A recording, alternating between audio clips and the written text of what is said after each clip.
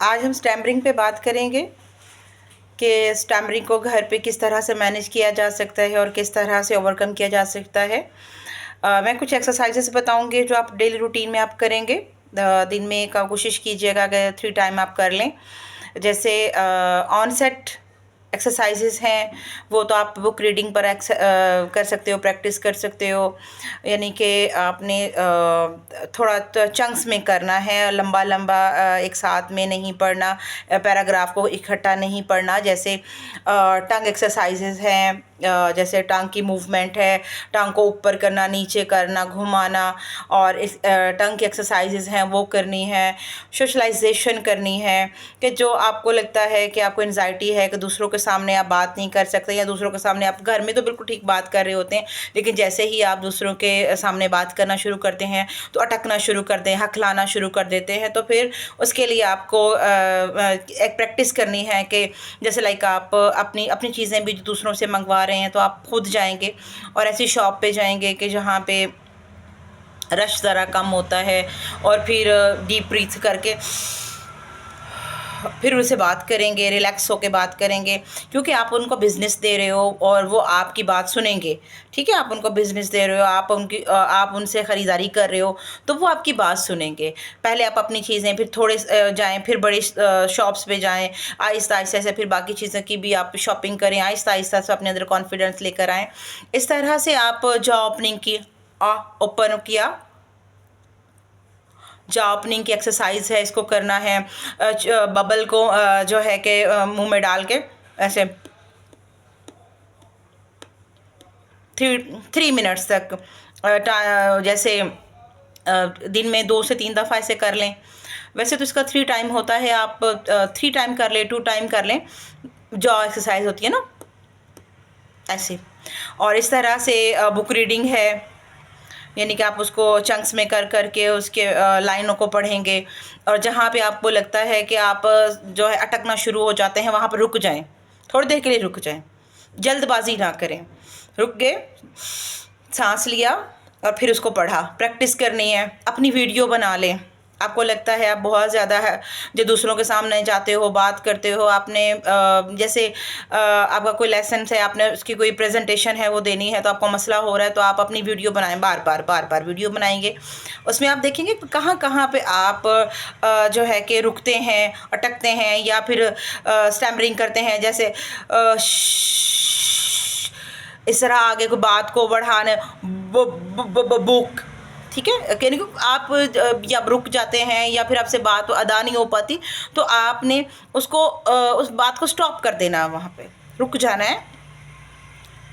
फिर आपने सांस लेकर, उसके बाद या कोई पानी आपके पास रखा है तो पानी पीकर उसके बाद आपने उसको शुरू करना है।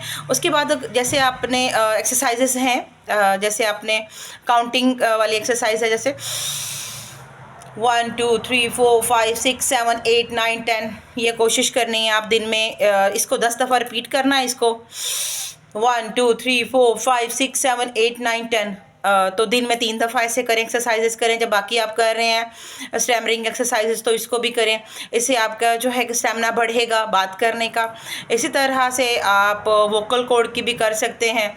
मुंह से नाक से मुंह को बंद करके नाक से सांस लिया,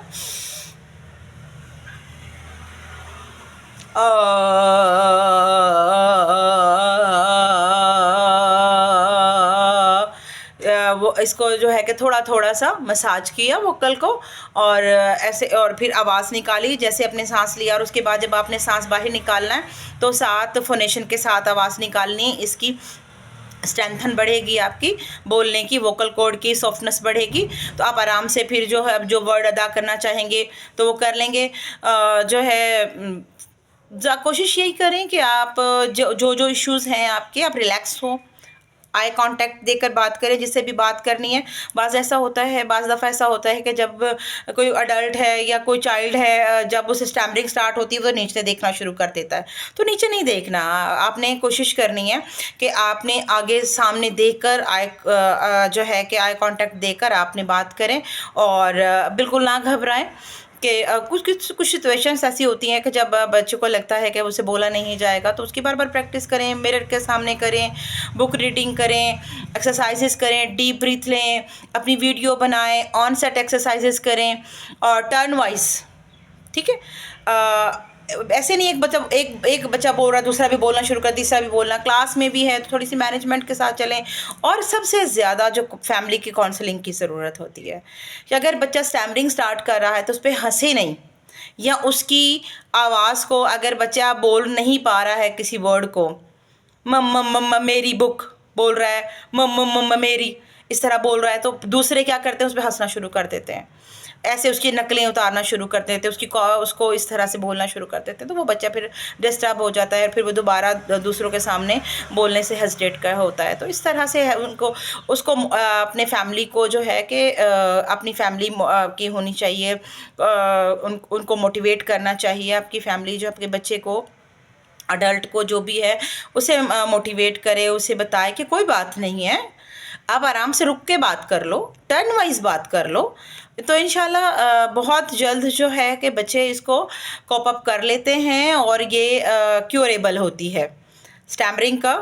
इसको जल्दी ही बच्चे जो है कवर अप कर लेते हैं, अपने जो फॉल्स होते हैं, जो वीकनेसेस होती हैं। तो लेकिन फैमिली की कोऑपरेशन बहुत ज़रूरी होती है।